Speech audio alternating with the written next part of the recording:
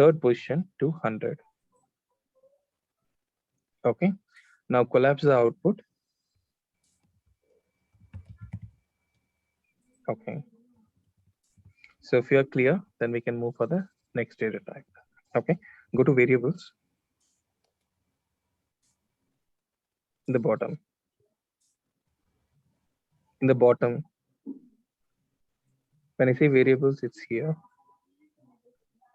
Okay. Create a variable of Boolean. So in short form, we can add it as bool. Okay. Input. No, input. Bool is a keyword. We can't use the key name as the variable name. Okay. From the drop down, choose Boolean.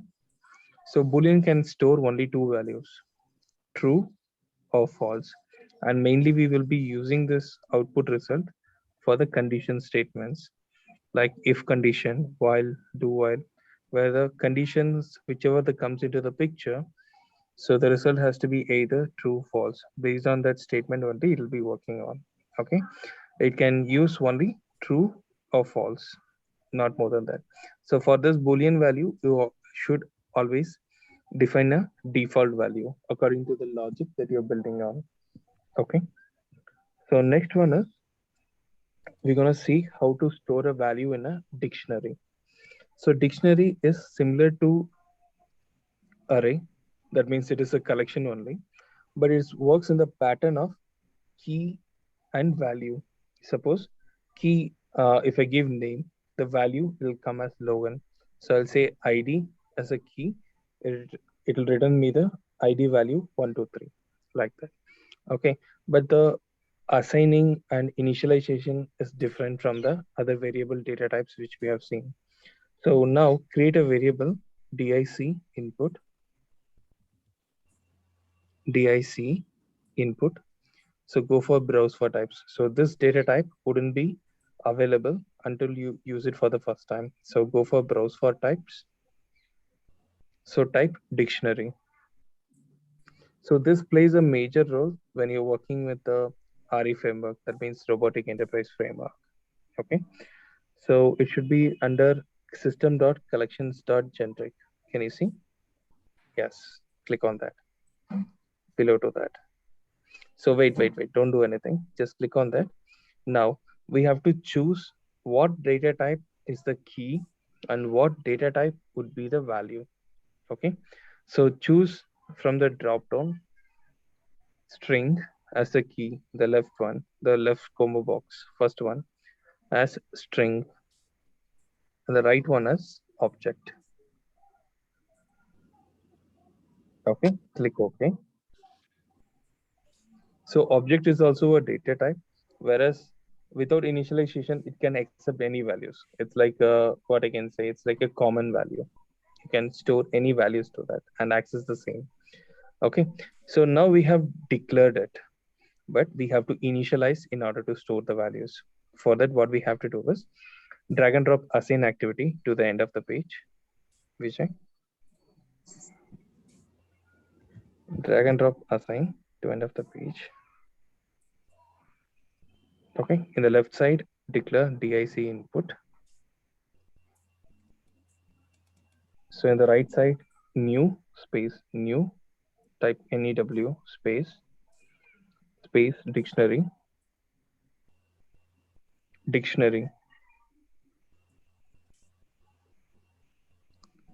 type dictionary, full name, circle brace of OF space string comma object. So this is the same which we have declared, same we have to initialize. Then only it will be allow us to store the values to it. So I choose object because we can store multiple type of values. Like I can store an integer value, string value, date time, Boolean value, any kind of values to that. Okay. Now scroll down. So now we'll see how to store the values to it. I think you didn't select the click OK. Like previous time for the array, you didn't select it. I mean to say in the variable type. from the drop down. So wait. It's already there. It doesn't need to go for browse for types. Above array. Yes, click that. Yeah, I'll click out. See? So now let's see how to store the values. Can you type multiple assign? So when you want to, instead of using 15 assign values, I can use one multiple assign. Okay, when you have multiple calculations, the next after the next, you can use multiple assign. Okay, so can you search for multiple assign or type assign? So assign can store and store the value for a single value, where multiple assign you can store for multiple variables. That means the same assign you can do multiple times. Drag and drop it. So if you click on add, you'll get a space there only. So if you, instead of using 15 assign activities, I can use one multiple assign activities. Okay. In the to type DIC input, circle brace, in between double quotes, type name, because we have defined string as the key. So that's the reason we are giving double quotes. So if we have defined as an integer, then it would have been a number. Okay. Type name, capital, use camel case. Okay, in the right side value, in between the double quotes, give your name. So click on add. So here, type DIC input once again. So instead of name, it has to be ID.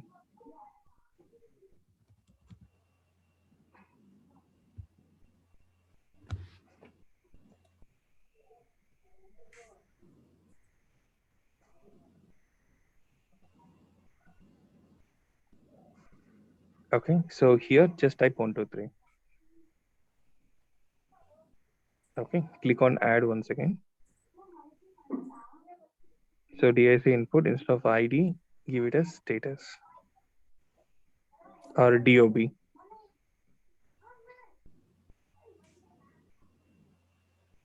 Go ahead, the same, no, Vijay, follow the same syntax. Previous for ID, name, how we created. The same way has to be there in the assign value in the left side. Yes. Type DOB. So on the right side, you can give a date value. So date usually has two functions, now and today. So when you declare today, it will return you the value of present day.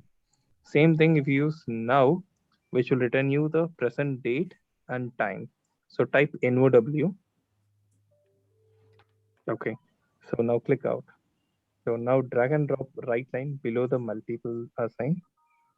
So now we want to print the value. Okay. So now drag and drop assign. Okay. So just type in the same way, DIC input. In between the circle brace, type name, and in the end, add dot to string.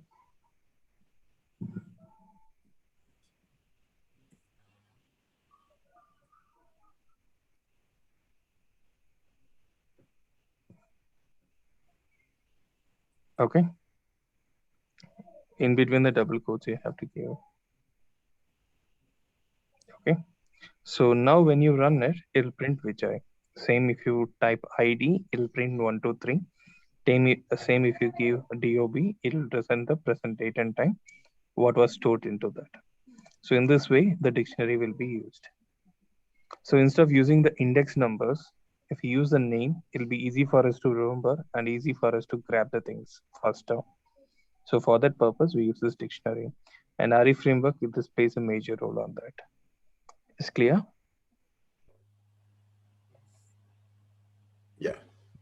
Okay. So there is one more data type which is created by UiPath, which is generic value, which can store value types of number, string, boolean, and date and time.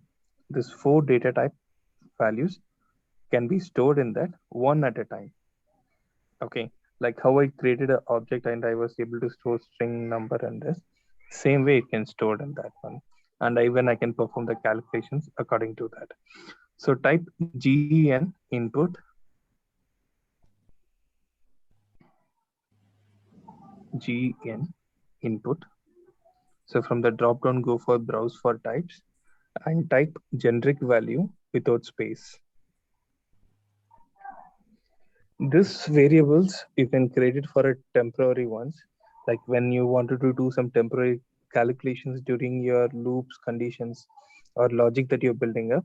There you can use this generic value. Type value. Can you see generic value under UiPath core? Click on that and click OK. So same way, you can drag and drop a assign activities. For this, initialization is not required.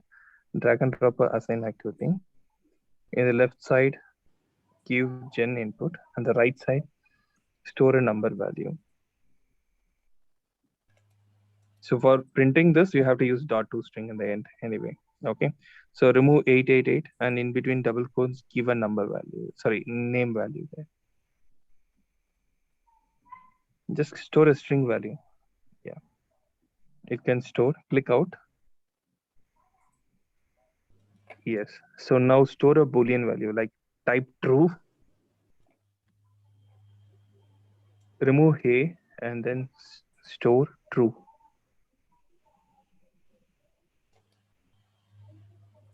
For true and false, you doesn't need double quotes for that. Boolean values doesn't accept. Okay. And just directly type true or false. Only for string values, we have to use that. So now you can remove true and you can add now. This 4 data type of values can be stored one at a time in the generic value. So which you can use it for as a temporary variable. So which you can store string, number, Boolean, and date time. Okay. Clear?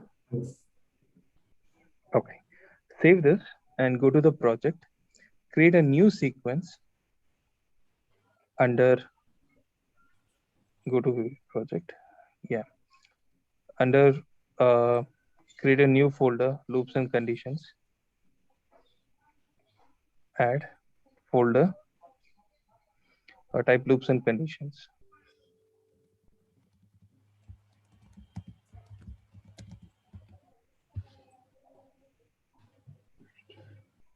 Okay, so now loops and conditions. So does anyone have an idea what is loops and conditions? Like it's open, so you can say anything that you know. Like if you have gone through, then you can say anyone. No idea. Okay, so basically it's a condition statement. Until the condition is true, it'll be running. If it is a loop, that means suppose I say have a variable until it reaches 10. That means I'll set the condition as that the variable should be greater than or equal to 10. So still it is greater than or equal to 10, it'll be running. Once it becomes a less than 10, then it stops it. Okay. So go to activities, search for if, just type if. Can you see in that? Yeah, drag and drop it. So if is a condition, if you're click on show else. Okay. If your condition that is true, then the then part will be executed. If it is a false, else part will be executed. Okay. It's not mandatory that you have to give a condition in both. As per your logic, you can give. So now what we're gonna do is we're gonna give a condition. So you can give is 1 is greater than 10. Can you give in the type? So when I'm saying 1 is greater than 10, it returns me true or false. If 1 is greater, then it will be true. If it is less, it will be false. So when it is yes, that means true, then part will be executed. If it is false, else part will be executed. Can you drag and drop a right line, one in each?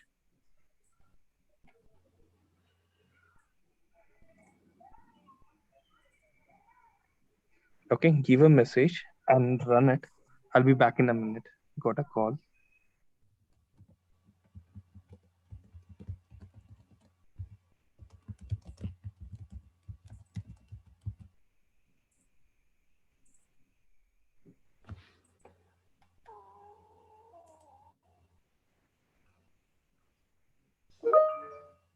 you're gonna place a string value, it should be in between double quotes.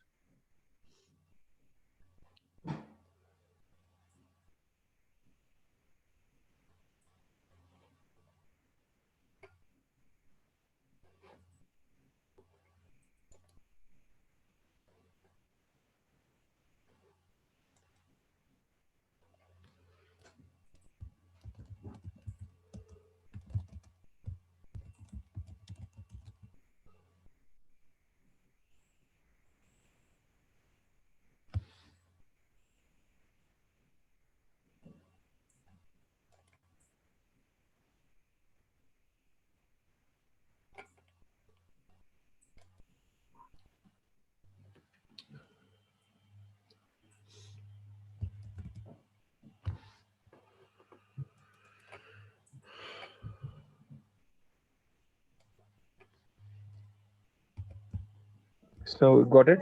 So if it is true, then part will be executed. If it is false, else part will be executed. So the condition which you have given us, 1 is greater than 10, it's a false. So that's the reason it have given you the false statement. Okay. So you can store a variable of values and then you can set it in the condition also. So that also works. So you can create a variable of a number. It can be a conditions like you did a string operations, right? Dot contains. Okay. So that will return you true or false. Even that can be a condition which you can set over there. Or you can use multiple conditions like following up with and or.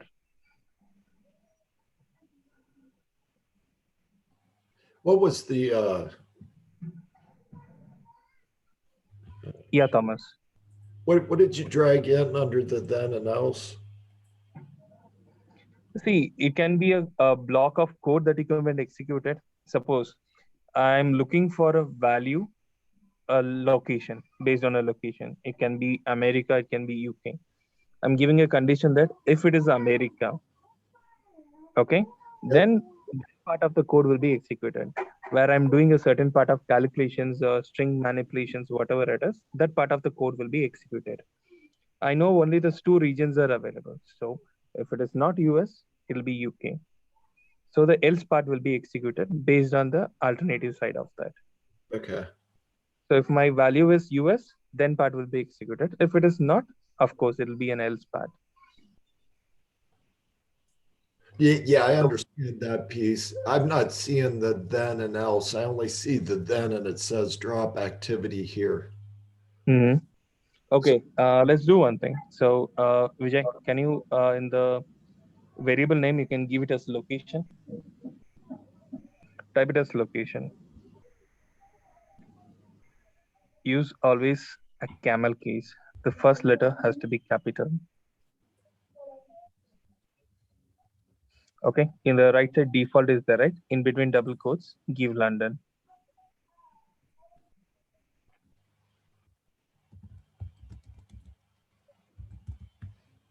Okay, so in the condition, right? Clear Yep. the value, which what is the condition you have set? Clear that. So type location equal to,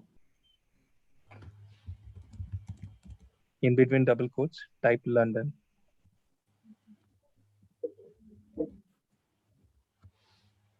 Okay, so in the true where you have given right line, right? Clear the true and type it as location arrived at London. Location London, just give location. So don't need arrived, just type location London. So the right side false, clear that. Location America.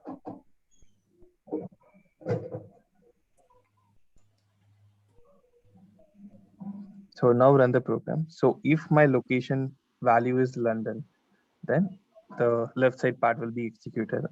If it is not, the else part will be executed. Is it clear, or do I need to take a different example? Oh, no, I understand the if condition, but when I drug the if over, I only got a then statement. Oh, never mind. I see it. Sorry. Okay. See, that is the then part is a true part. If my condition is true, then part will be executed. If my condition is false, else part will be executed. Okay. Same thing I can use for multiple conditions also, like if, else, if. Okay. So what I have to do is drag and drop one more if condition in the else, and then I have to check for another condition. So can you delete the right line?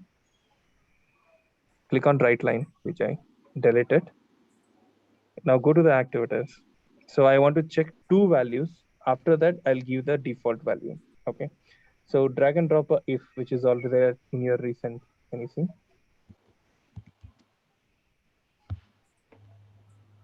Drag and drop. You have to click on show else, and then you have to drag and drop it. Yes. Now drag and drop it. So you have one more condition. So in the condition type, location equal to.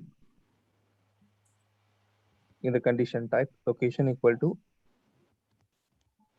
In between double quotes, type India. Okay, click on show else. So drag and drop an right line in the then part. So in between the double quotes, type location India.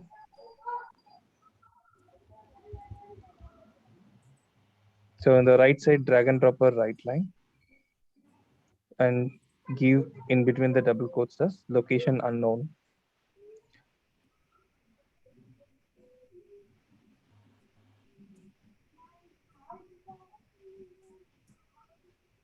So first condition, it will be checking for London. If it is London, then it'll write the right line as London.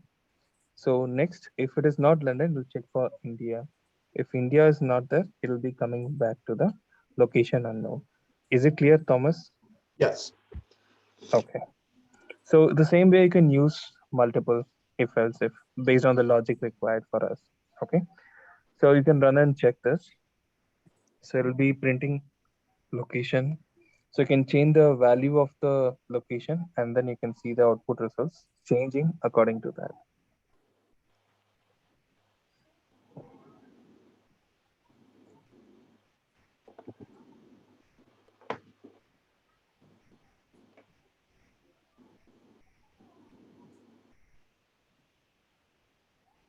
Okay. So this is if condition. Not there. You have to set the variable value of the condition. Condition is a freezed one. Based on your value, it'll be checking and printing the exact value what it should be.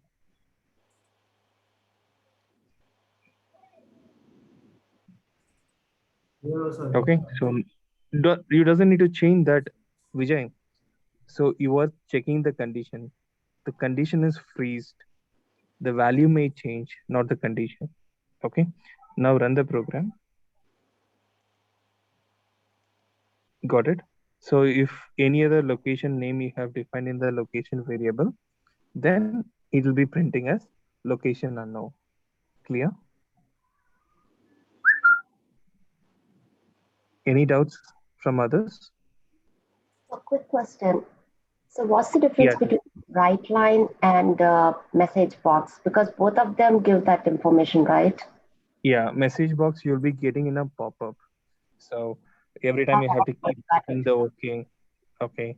So whereas you are defining the message title and what should be the box should be appearing like OK, cancel, those things are there. Right line is just prints in the log message. We do have other methods for printing that. Okay. So when you're developing a project, when it is not having a user interaction, just it has to run. So you can't have the message box inside that. So everything takes care from the log message, even if you want to refer also. When it is actively working along with the user, any project that you're developing, there you can have a message box. So which won't be, what I mean to say is, which won't be a disturbing one for the other one. Okay. I was just wondering because we can using a plus operator, we can add the variable to it and bring up like a pop-up. Okay. Yeah, we can do that one also. I'm not saying that because I don't prefer message box because every time you have to click OK, clicking OK every time. Suppose you see if you're running through a loop and if you're given a message box, think about that, how many times you have to click OK, just like that. Okay, so there is a other method also. So Vijay, can you scroll to the right side? So if you see a block of code, when you see that it's keep on expanding, can you see an arrow pointing upwards in the second if condition? Yes, click on that. So click on the first, same way. So it will be collapsing that, which makes it easier for you. Suppose I want to work on the particular block of the code. Can you see double click to view? Just do a double click. I said double click. Where you see the double click? Yes, click over there. Now the second if condition is there, right? Just double click over there. It takes you to that particular module, so you can make the change. And here you can see the preview. Click on the particular block, it'll brings you back to the initial one. Okay, which makes it easier. So you doesn't need to get confused that. So it's becoming big. So how can I drag and drop? So this will help you on it. Okay. So this is how the if condition will be working on. Can you collapse everything? Okay. Sounds good. So now double click on the loops and condition container so that we can drag and drop it. Just double click on that or expand it. Fine. So on the left side, type while or type a number. Just type number. Okay. Can you see repeat number of times? Drag and drop it. So this what it does is, so whatever the value that you find, it should be below the if condition. Yeah. So can you see a enter VB expression? So there you can declare the number. Suppose I give 10, type 10 there. In the repeat number of times, declare 10. Okay. In the right side, you can see, right? The option number, it starts from 1. I'm defining that it start at 1. So 10 times it has to run for that. So can you drag and drop a right line inside the do activity?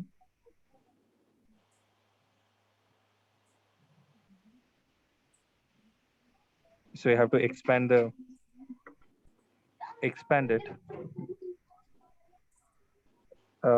Vijay, just do as you say. In the top, can you see repeat number of times? Click on that. Can you just click on that? Yes. Now drag and drop it. Okay. So in the enter VB expression, type current item dot toString. So current item is nothing but here. This variable is temporary variable, which will be used in between this condition alone. That means inside the repeat number of times alone, it will be used. So which will be denoted with a value which it is currently holding. So it's initiate from 0. So the initial current value will be 1. So after that one run is completed, that means what we defined as write line only one time. After completing the write line, it goes for the second value.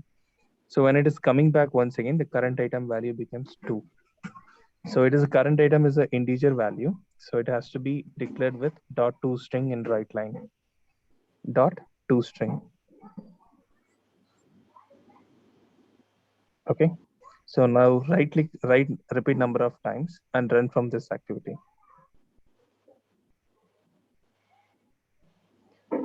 Right click, repeat number of times. Vijay, when I say right click, it is, you have to click the container. Repeat number of times container, right click that. You're taking it to the edit mode, run from this activity. Just right click on it, just normal right click to it. Run from this activity. That's it. Okay, click on continue.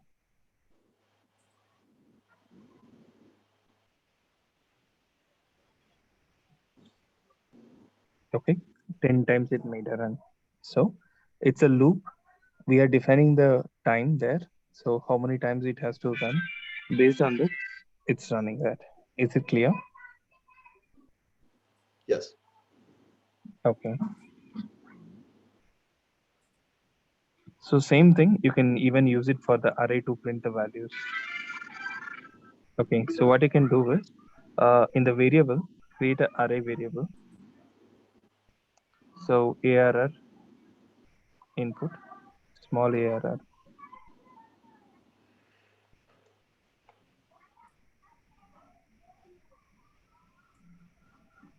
So from the dropdown, choose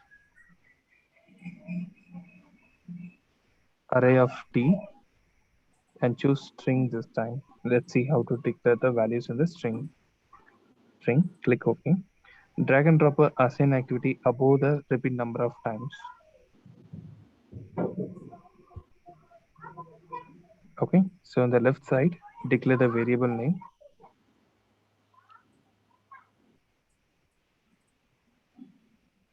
In the right side, in the enter VB expression, same way, curly brace. So we have to give double quotes for each value because this time you have taken up string and you have not declared it properly. Do it once again.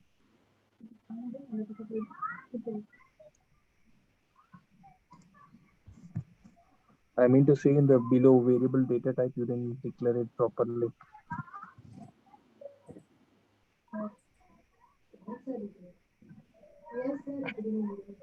Can you see system.string? Yes, select that. Okay, so now in between the curly brace, double quotes, store a value there. You can give a name there. Type a name there.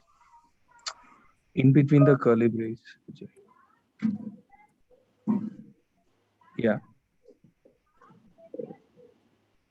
After the double quotes, give a comma. So in between double quotes, once again, give a name value.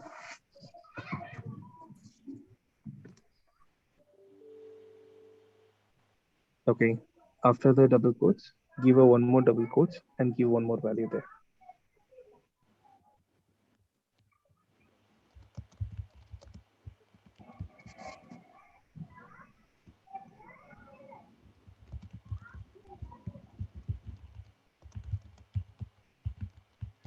Just type Arjun or Aravind or Arun. Vijay, are you there? No. Your position of the mouse. Okay. So same thing, how we can utilize with for each number of times. Click on repeat number of times. Can you see the activity below? Click on repeat number of times. In the right side, you have declared 10, right? Clear that.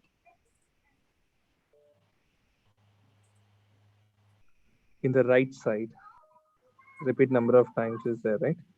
Clear 10 and type ARR input dot length -1 dot length -1. So start at 0. Can you see below options? Start at 0.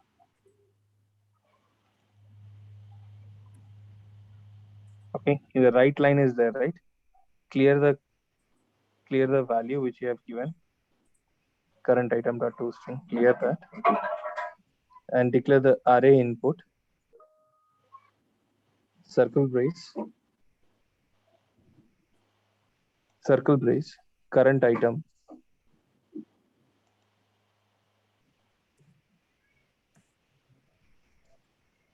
In the end, add dot to string.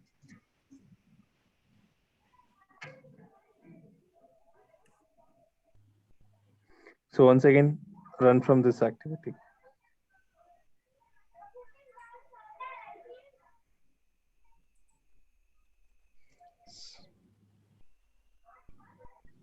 Click on continue.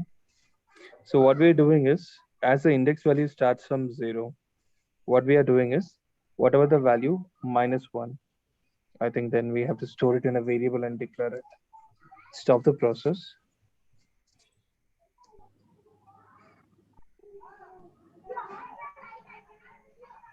Okay, do it in this way. It should be fine. So just leave it as remove the -1 and the repeat number of times. In the end, add -1, right? Just remove that. Okay. So in the right line is there, right? So current item, there give -1. After the current item, where do you see current item? Yes. After that, give -1. Now right click and run from this activity.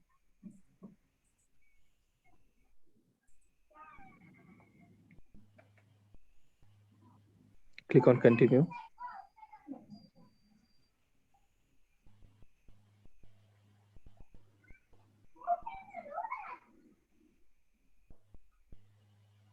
Not set to an repeat number of times. Object reference.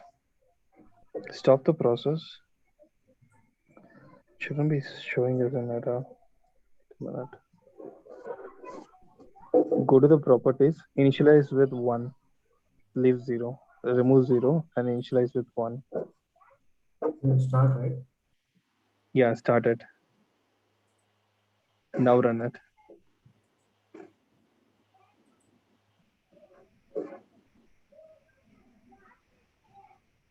Click on continue.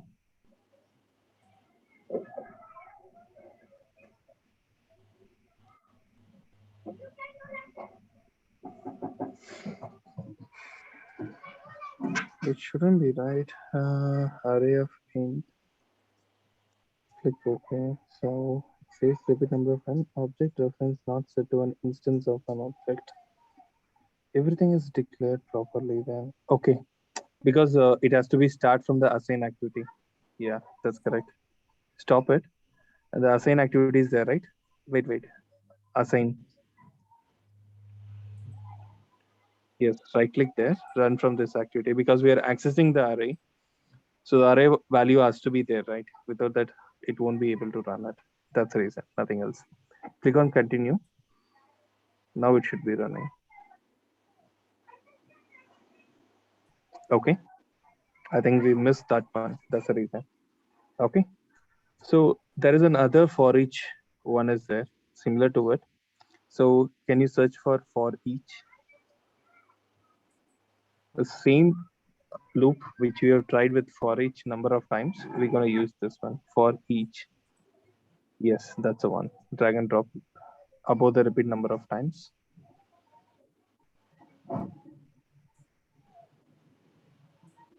Yeah. So here there is a twist. Okay. So we have to provide the argument type. That means if I say array, so I define that whether it is an integer, a string of values are stored, right? So for this one, it is a string. So on the right side, type argument, can you see? So you have to declare that as a string. Yes. Okay. So expand for each. So can you see item? Item is a one more temporary value similar to current item. Okay. In the enter VB expression, declare the variable array int. So always remember when using for each, what kind of value stored in that has to be declared in the type argument. Okay. Now drag and drop right line inside the body. Expand body first.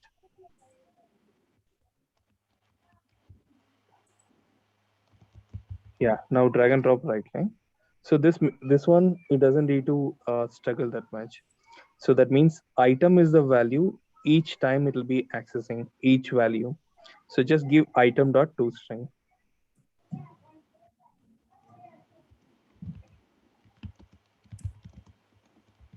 Okay. So now right click assign activity and run from this activity. Right click assign, which is there above. Yes, right click that, run from this activity. Click on continue.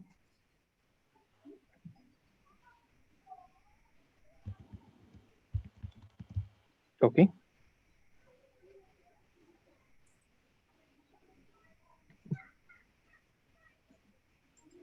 It's clear. Any doubts?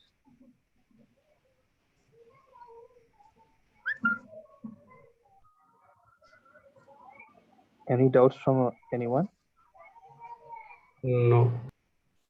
Okay. There's two more conditions are there, which I'll leave it to you. You can give a try. I'll give a syntax to you on that. Okay. So the activities are nothing but while and do while. Okay. Can you collapse it? And drag and drop while and do while both. Search for while. Just type while in the activity.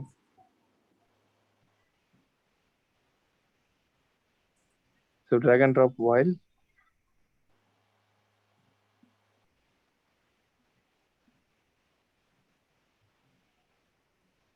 Just drag and drop it, Vijay.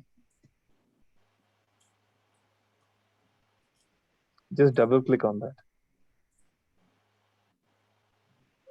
Double click on do while also. See, the while is nothing but we have a short name for that as entry level, and do while is the exit level. Why? Because the condition which is checked in the while is at the entry point, whereas in the do while it is checked in the exit level. Okay. Suppose the same syntax which we tried with a number of times, we can do the same check with here. But the only thing is that suppose can you declare a variable, create variable is there, right? Type int input and initialize it with value 0. Type int input, data type as integer.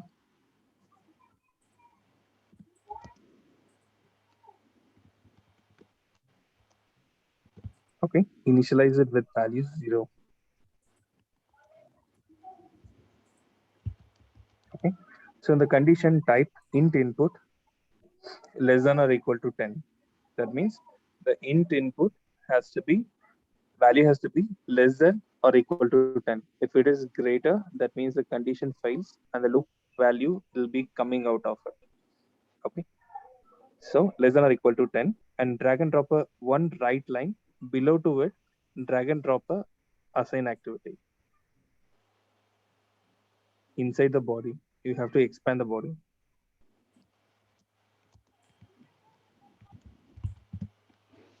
One right line and one assign activity below it, because the int input value has to be incremented.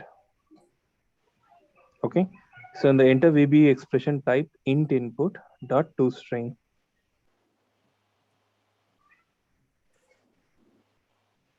Okay, so in the assign activity type int input, in the right side int input plus 1, because the value has to be incremented every time. So it will be keep running until the condition is true. Once the condition is false, it will be coming out of it. Okay, do the same method for the do while and check it out and let me know if it is working or not. But the only thing in the difference in the do while is it will be checking the condition in the end, not in the beginning as while. The condition statement has to be defined in the end for do while, whereas in the while, it has to be set in the beginning. Just give a practice on that and let me know. If it is not working, then I'll take you through it tomorrow. Clear? Yes. Okay. So let's meet up tomorrow then. Okay. Thank you guys. Thank you. Yeah. Yeah, thank you. Have a nice day. Bye. Bye.